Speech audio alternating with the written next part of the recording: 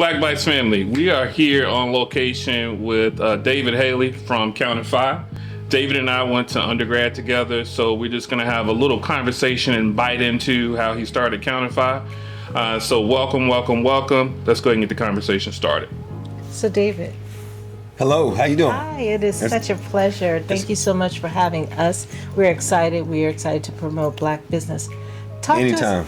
Talk to us a little bit, David, about your why. My why. Well, first of all, welcome to Atlanta. It's a pleasure to be here. Dr. Ed, I ain't seen you in a while, in years, so it's great to see you. Marsha, it's nice to meet you as well. My why. So my background is accounting. So I'm an accountant by trade, probably not a very good one, but I am an accountant by trade.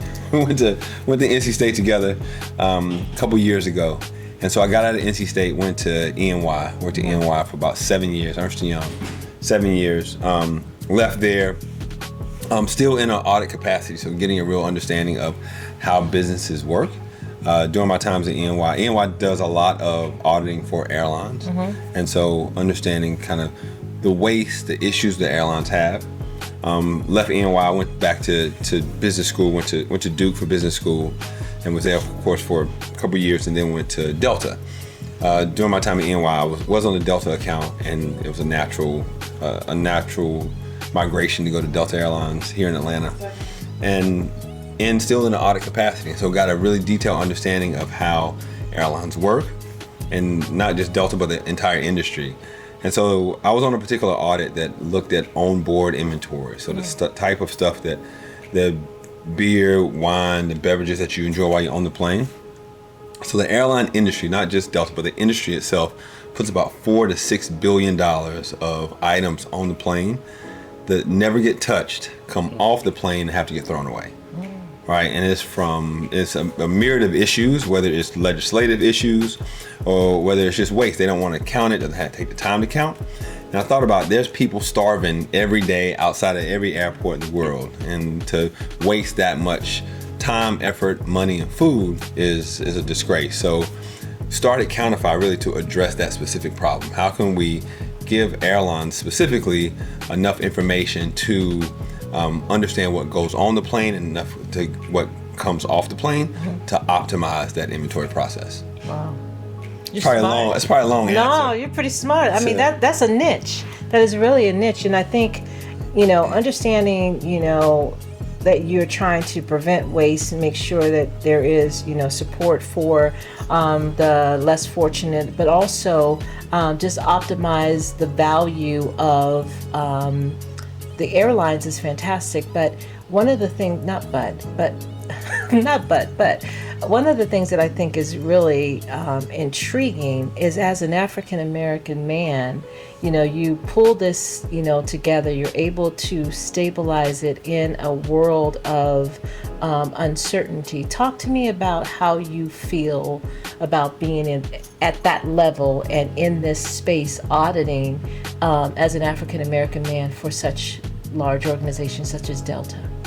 That's a good question. I've been black all my life, right? So I don't even think about, I'm black doing this. I'm just doing it, right? Yes. I think you get to a certain point where the type of room matters, but your message probably stays the same. Like, your message stays the same whether you're black, white, green. Not saying that there's not a bunch of racism, a bunch of issues from a cultural, racial perspective that people deal with, but I look at those as just one more obstacle I have to deal with. I can either focus on that or focus on the money we're trying to get, right, or the problems we're trying to solve. And so I try not to focus on that as much, whether it's always, the little devils on your shoulder or the devil and the angel on your shoulder. It's always going to be in the back of your mind, on your shoulder, as an obstacle you have to deal with.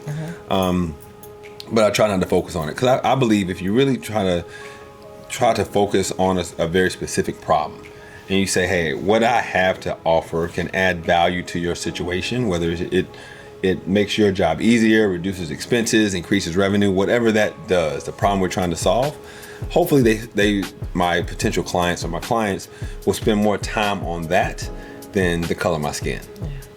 Yeah, I like that. Thank you. Appreciate it. I'm trying.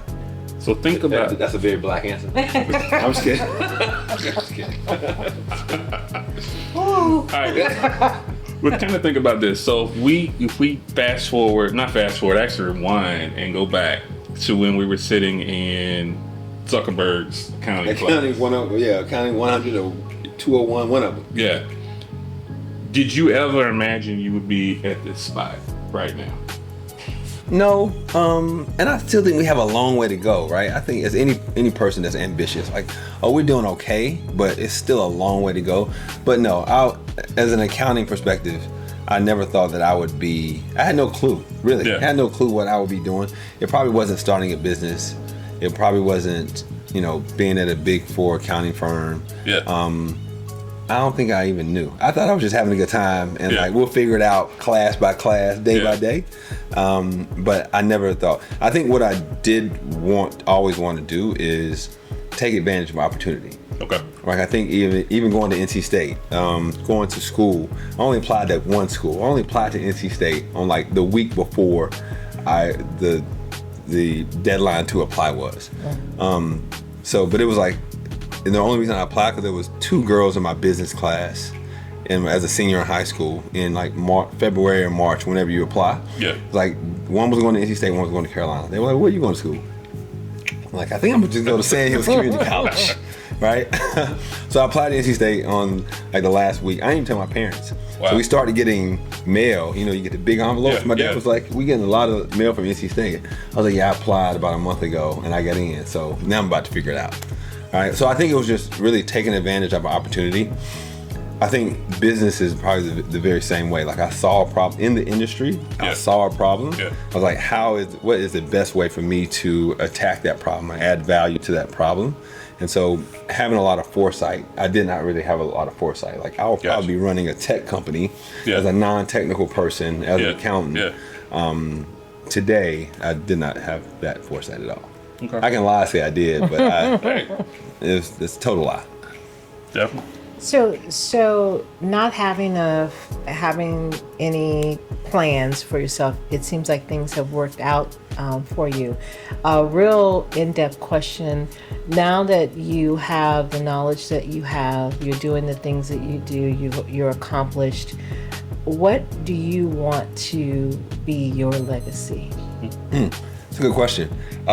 So I have, as a father, as a husband, I have 2 young sons. One's 15, one is 12.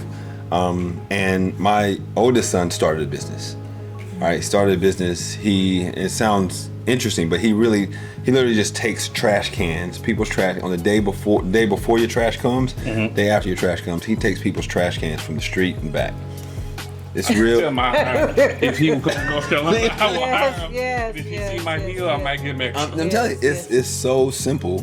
What he does, he probably spends 20 minutes and makes $100 a week, something like that. It takes him 20, 30 minutes, and it's real simple, right? But I don't know if we would have had that conversation about him starting a business if I wasn't an entrepreneur, right? If I hadn't started a business or thought about other problems to solve. And how it happened is I was having a conversation with someone else who runs a similar type business, and they're like, we are a $500,000 business, literally on trash can services, whether it's taking trash back and forth to the street, pressure washing people's trash cans off, because when you throw the trash away, you don't want it to stink, like things like that. And so, to answer your question, legacy, I think is really like seeing my sons and their friends and their friends' friends, like take an example from me. And what we do as a family to be an entrepreneur, taking a chance. And it's not always sunny. Like, it's not always great. You cannot believe the stuff you see on Instagram that, I'm gonna be an entrepreneur today, and I drive a Rolls Royce tomorrow. Trust me, we know. Yeah, absolutely. It is not. Yes, it is not. It is a very bumpy ride. It's a very lonely ride. It is a very tumultuous ride, I would say. But I think, hopefully, the ends will justify the means, because especially when you're thinking big, like, hey, I need to build a multi-million-dollar company. I need to really change the way that my kids' look at money, look at wealth, look at legacy. And so I think having those conversations, I don't know if I would have had those if I was still a W-2 employee. So I think the legacy is important, to just be an example to my sons and my network. I like that. Yeah, well, good.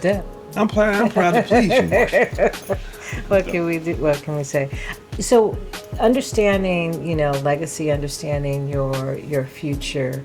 What is some of the pitfalls that you can share, with us, and then what are some of the wins? I mean, pitfalls is really walking away from a corporate job. Like, you walk away from a corporate job, the checks don't come on the 1st and 15th. Yeah. The insurance is not there, right? And so it is, as I said, the things that you believe, the pitfalls is realizing that you have to go eat what you kill, right? And so if things are not coming to you easy, nobody's handing it to you, and it's been times where I have been jealous or felt a certain kind of way because I saw my counterparts who are in tech, who might not look like me, it's easier for them to get certain things, right?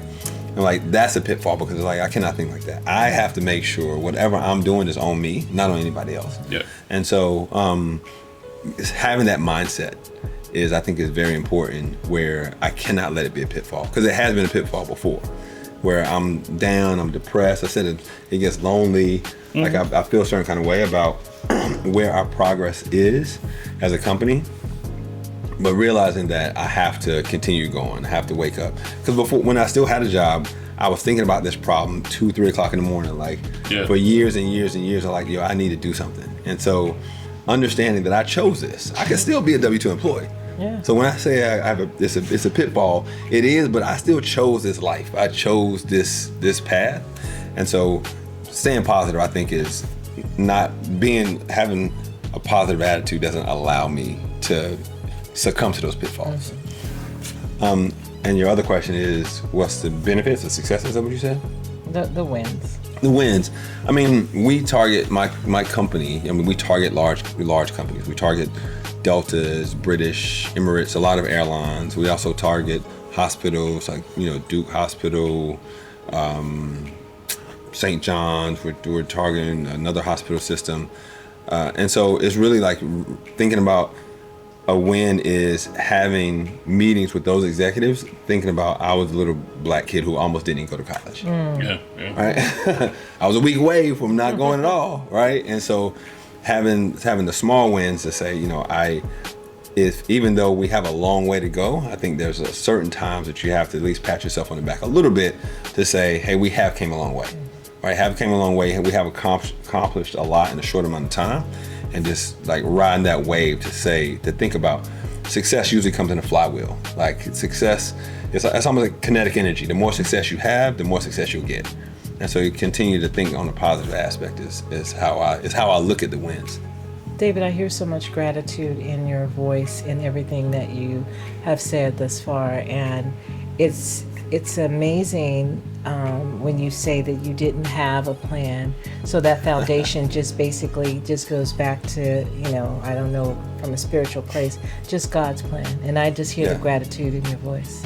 Yeah. So that if you can add something else to your legacy, that may be something that you want to. That's probably true. Toss that in there. You're right. The question will come up again, I'm sure. Oh, I'm sure it will. I left the God's plan out. I think that's probably a given. Yeah. Trying to be a spiritual person, and the funny thing is, I'm not a very religious person, and so sometimes and my friends joke with me about this. Sometimes the lack of thankfulness, godly thankfulness comes out. So I had that question before, but my wife does a great job of keeping us spiritual, keeping us grounded, to know that there is a higher power and you have to be thankful. Yeah, absolutely. Yeah. So when you think about sitting in that accounting room and thinking about where you are now, you're a guest speaker for me a couple times in my class.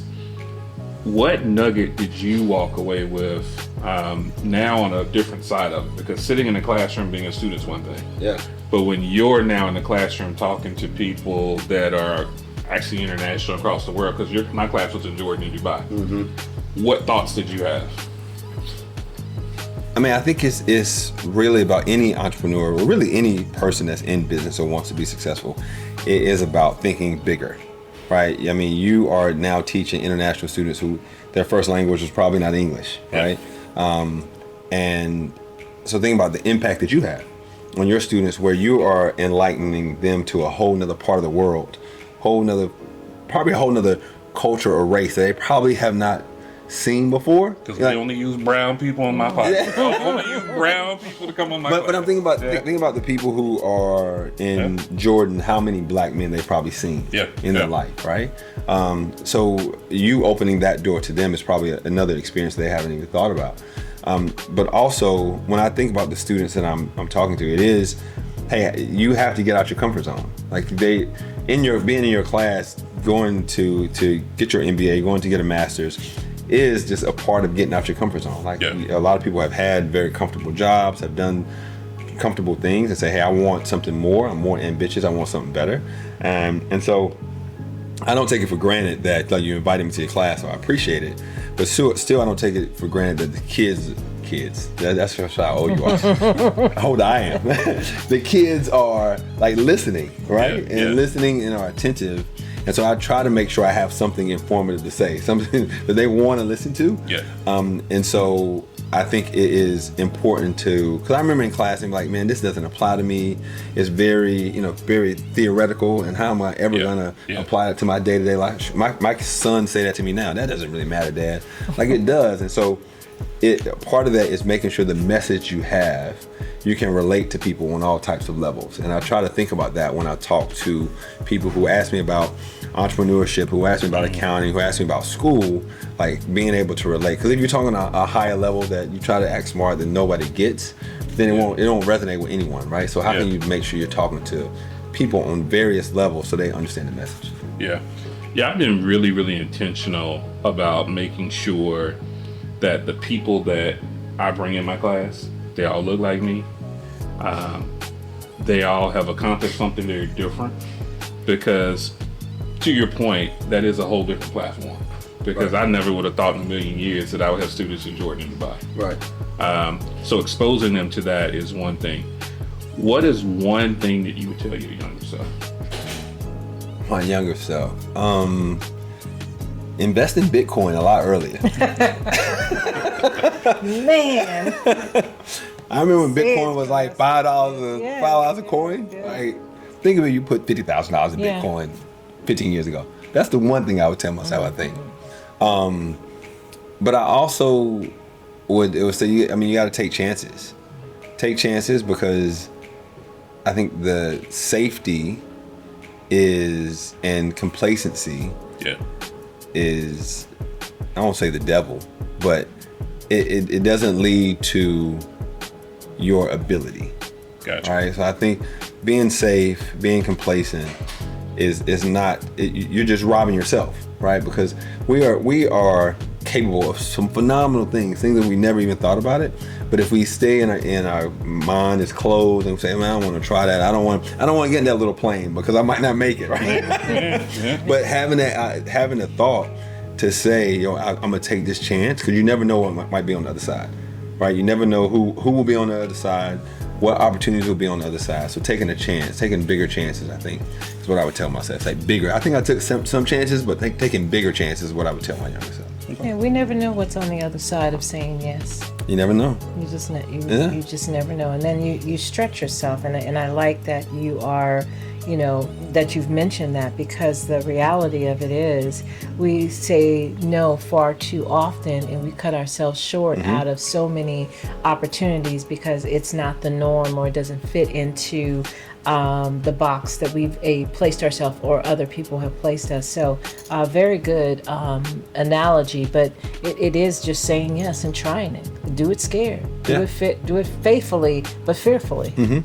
Faithfully but fearfully. Yeah. I'm faithful to it, but I'm in fear. Right. Yeah. No, I agree. Taking chances is big.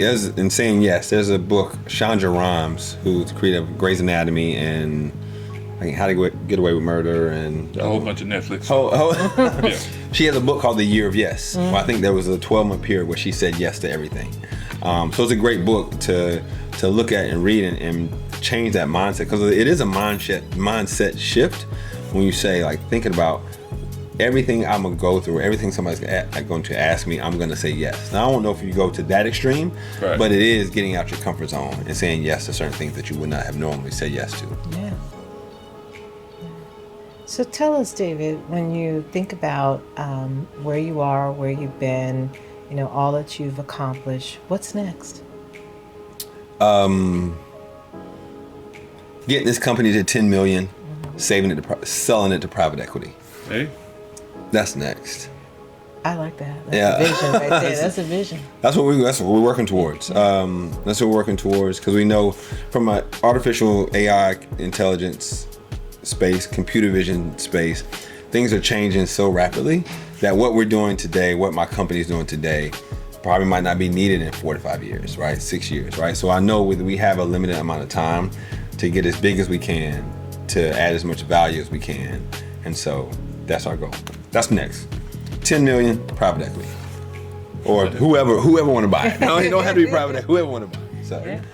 Yeah, I think that it's a journey, ambitious and courageous, and it is befitting that it is your goal. I mean, think big. Yeah. Go big or go home, right? Go big or go home. Go big or home. I mean, what's the number?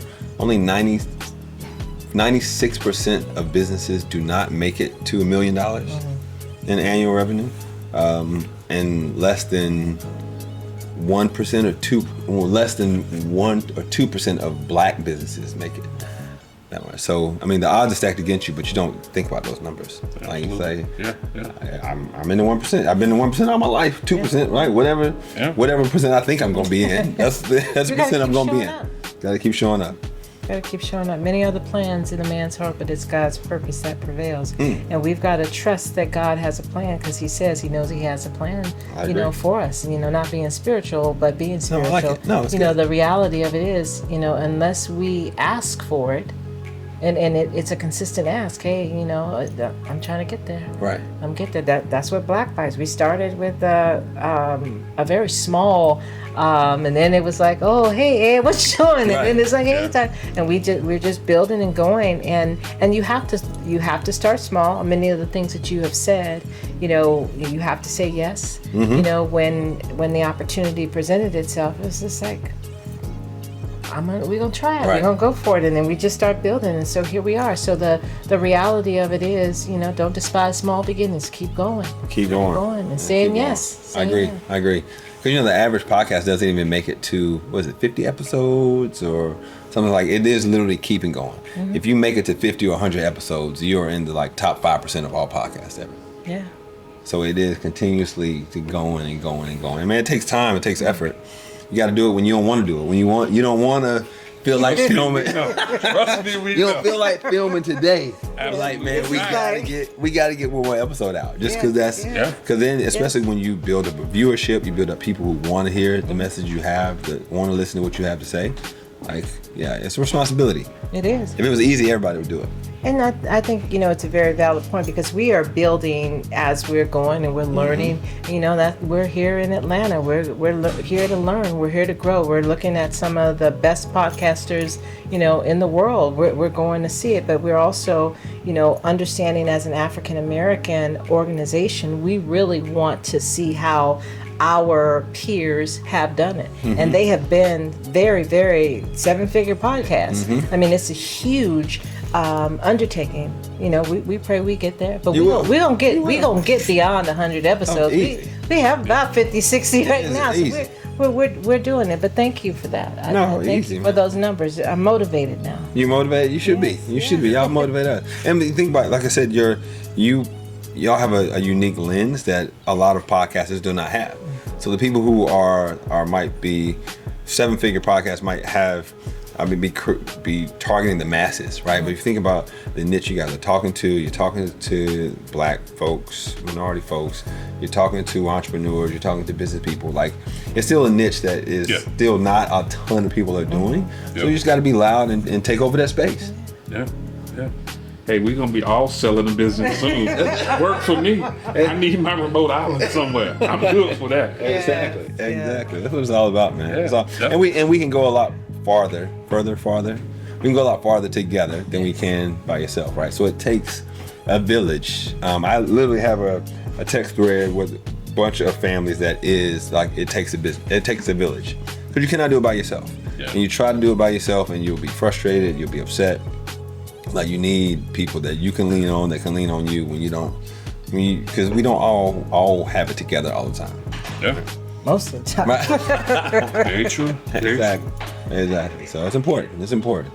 So what can Black Bites do for you to help you get and actualize your vision for yourself? What can we do? What do you need from us? Let's do it together. Yeah. How many private equity friends do you have? I'm working on that. Yeah. I'm working on that. I mean, I might have some of my students. You never know. you know, yeah, that's true. never That's true. know. I mean, I think it is like vision. I think that's why. And one of my mentors is always about be very clear and intentional about what you want, because that's the only way people can help you. Yep. Like, if somebody says, so the way that we grow is through capital and customers, right? Every company needs capital and customers. Every podcast, what you guys need, capital and customers, Yeah. right? So how can we help each other get more capital, get more customers, right? So we're in the airline space, we are in the healthcare space, we're in the university space. So those are the three verticals that Countify focuses on. So any connections you have in healthcare, airlines, and universities, we're happy to help. And for you guys as well, happy to, any podcasters or any folks that you're trying to target, let me know, because my network is your network and we got to grow together. Definitely. We embrace that. Thank you very much. Yeah. It's well received. Absolutely. All right, Marsha, you're going to close out. So today we've learned a lot. We thank you for all of the information, and we thank you for access to Countify. We thank you for allowing us to add you to our family. We look at it as a family, and we appreciate that, David. And the support that we hope to be able to offer to each other has been spoken, and our word is our bond. So we trust you. Thank you so much for having us in Atlanta. We look forward to seeing you again. And thank you, Black Bites, for always being here for us. Take care for now. God bless. Thank you.